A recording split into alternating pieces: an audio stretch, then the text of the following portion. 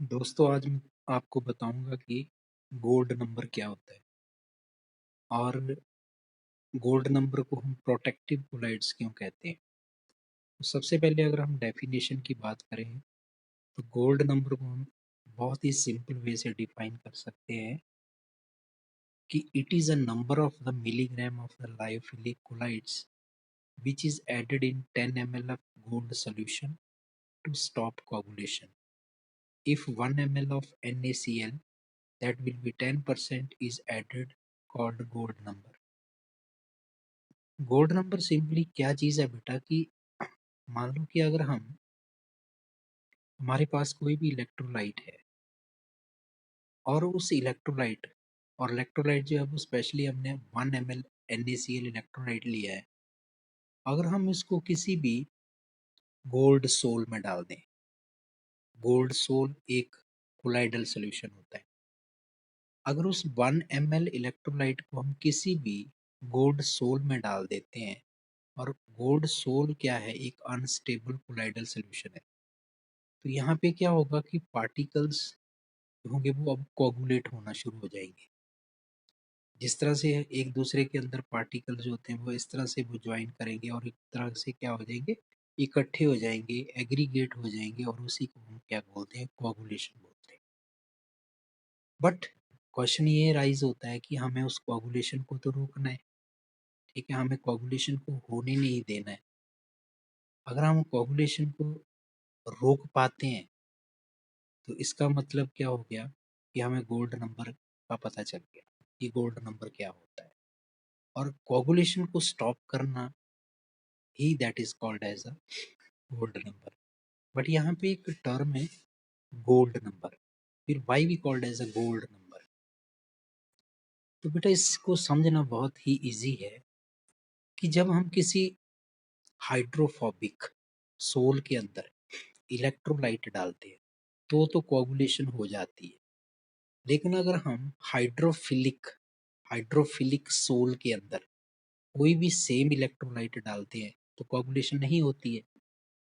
तो इसका क्या मतलब हुआ, क्योंकि हाइड्रोफिलिक के अंदर जो वाटर मॉलिक्यूल होते हैं ना, डिस्पर्स फेस के सराउंडिंग में एक लेयर बना लेते हैं। इस लेयर को हम क्या बोलते हैं, प्रोटेक्टिव कोलाइड्स, ठीक है, प्रोटेक्शंस।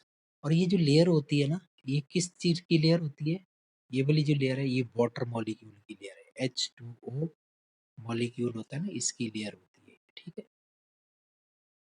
तो क्वेश्चन ये राइज होता है कि हाइड्रोफिलिक के अंदर जब हम कोई इलेक्ट्रोलाइट डालते हैं तो कोगुलेशन क्यों नहीं होती है। इसलिए नहीं होती क्योंकि वाटर मॉलिक्यूल जो होते हैं वो हाइड्रोफिलिक कोलाइड्स के सरफेस के ऊपर क्या करते हैं, एक लेयर डिपॉजिट कर लेते हैं।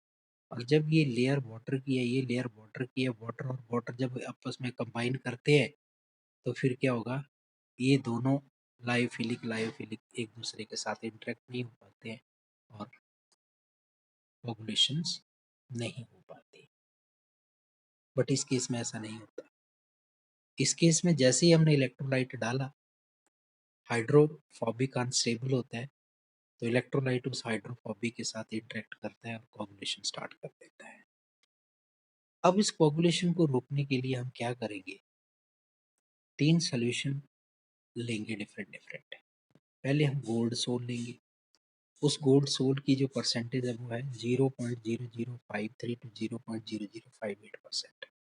वीकर नंबर 1, वीकर नंबर 2 में हमने 10% NaCl सोल्यूशन बनाया, एंड बीकर नंबर 3 में हमने या तो ड्राई फॉर्म में या फिर हम लिक्विड फॉर्म में लायोफिलिक सब्सटेंस ले लेंगे, जैसे गम, जेलेटिन, ये सारे लायोफिलिक के एग्जांपल्स होते हैं। अब हमने फिर से एक कंटेनर लिया कंटेनर लिया, इसमें हमने क्या डाला बेटा, 10 ml गोल्ड सोल, जो पेस्ट कंटेनर है उसमें से गोल्ड सोल लिया और इसमें डाला। दूसरे कंटेनर से 10 ml जो हमने NaCl बनाया था, 10% सॉरी, उसमें से हमने सिर्फ 1 ml निकाला और इस टेस्ट ट्यूब में डाल दिया। तो यहाँ से क्या होगा कि कोगुलेशन देखो स्टार्ट होगी। और जैसे ही कोगुलेशन स्टार्ट होगी, हमने क्या किया, लायोफिलिक के कुछ अमाउंट इसके अंदर डाल दिया। अच्छा, कितना अमाउंट डाला होगा, जैसे डिफरेंट डिफरेंट अमाउंट की ज़रूरत होती है।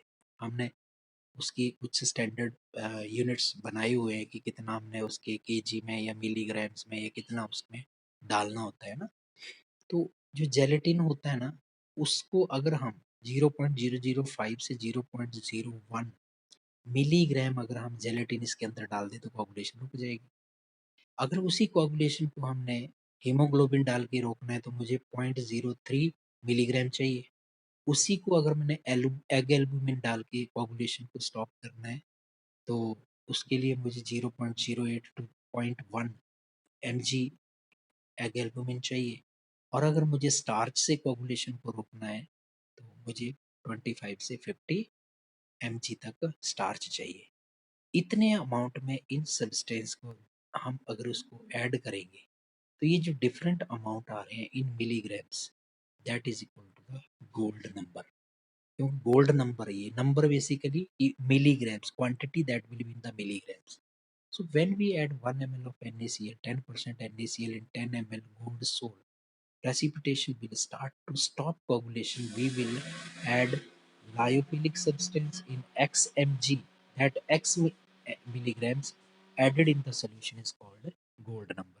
अच्छा, गोल्ड नंबर करता क्या है कि जो लायोफोबिक क्लोराइड है, मान लो जैसे हमने कोई भी इसके अंदर कोई हमने कोई जेलेटिन या कोई भी हमने लायोफिलिक सब्सटेंस डाल दिया तो लायोफिलिक सब्सटेंस उसके ऊपर सेम इस तरह से एक लेयर डिपॉजिट कर देता है। ठीक है। अच्छा, दूसरा पार्टिकल है, इसके ऊपर भी एक लेयर लायोफिलिक की क्या होती है, लेयर डिपॉजिट हो जाती है।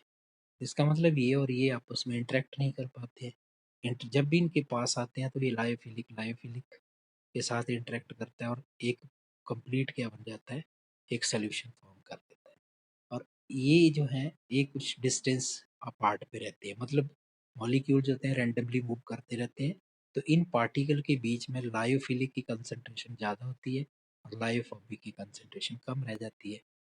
मतलब इट बिहेव लाइक ये प्रोटेक्शन देते हैं। लायोफिलिक क्या करते हैं, लायोफोबिक को प्रोटेक्शन देते हैं। That's why gold number is called as a protective plates. Thank you very much. लगता है कि आपको समझ आ गया होगा। सो